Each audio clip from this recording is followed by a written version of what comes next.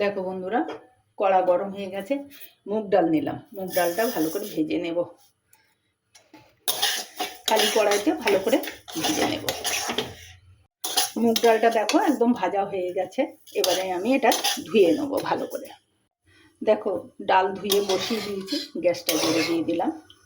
এবারে এটা সিদ্ধ হতে থাকুক। দেখো ডাল সিদ্ধ হয়ে গেছে। এইবারে আমি ডালে জল দেব। এর মধ্যে আমি গরম জল দেব।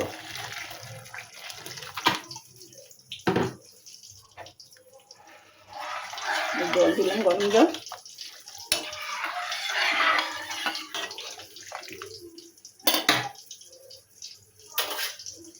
এবারে এর মধ্যে আমি এই হলুদ দিলাম,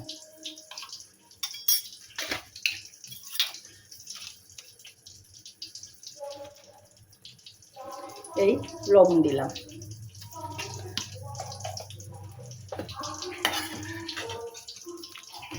একটু ফুটে উঠুক, তারপর অন্যান্য এগুলো দেব।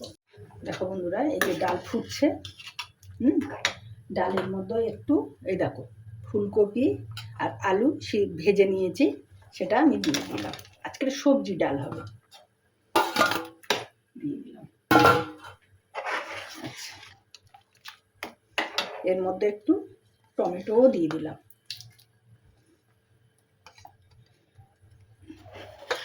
এবার এটা ভালো করে ফুটতে থাকো। এই যে ডালটা ফুটছে না, এই ডাল ফুটের মুখে আমি একটুখানি আদা দেবো, বেশি দেবো না, অল্প একটু আদা দেবো। এই যে আদা দিলাম। কোনো আদার গন্ধ হবে না, বরং টেস্টি হবে তরকারিটা, ডালটা। দেখো বন্ধুরা, এই যে মুগ ডালটা পুরো ফুটে গেছে, বকবক করে ফুটছে। সবজিগুলো দিয়ে দিয়েছি। এইবারে এতে তেল দেব। নামিয়ে নিয়ে এতে তেল দেব। দেখো বন্ধুরা, কড়া গরম হয়ে গেছে, আমি এবারে এটা তেল দিলাম।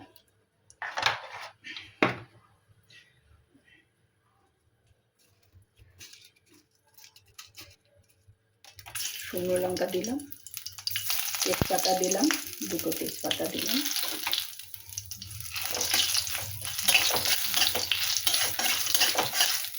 আর একটু জিরে দিলাম। দিয়ে সব ভাজা হয়ে গেছে। এইবারে আমি ডালটা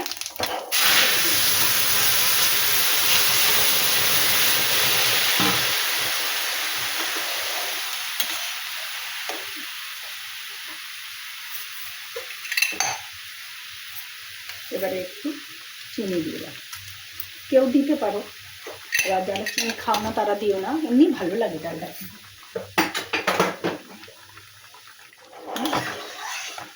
ডাল হয়ে গেছে। এইবারে আমি গ্যাস অফ করে পরিবেশনের জন্য রেডি করব। একটু কাঁচা লঙ্কাটা দিতে ভুলে গেছি, পরে আবার কাঁচা লঙ্কাটা দিয়ে দিলাম। এই যে কাঁচা লঙ্কা দিয়ে দিলাম, তো সিদ্ধ হয়ে যাবে। যাই হোক, গ্যাস অফ করে দেব।